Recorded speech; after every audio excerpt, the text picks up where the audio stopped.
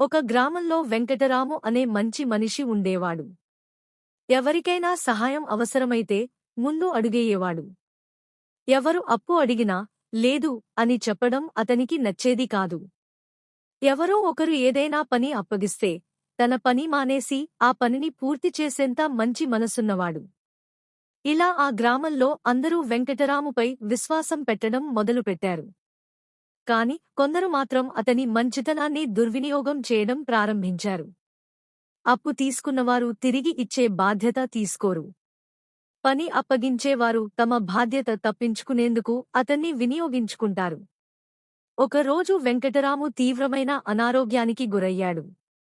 ఆయనను ఆసుపత్రిలో చేర్చినప్పుడు ఆయనను చూసేందుకు ఒక్కరేనా వచ్చారా? లేరు. అప్పులు తీసుకున్నవాళ్లెవ్వరూ తిరిగి రాలేదు. పనుల్లో ఆధారపడినవారు కూడా ఎక్కడికో పోయారు. అప్పుడే వెంకటరాము అర్థం చేసుకున్నాడు.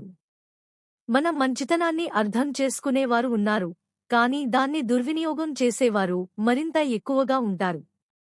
ఆ సంఘటన తర్వాత వెంకటరాము మారిపోయాడు.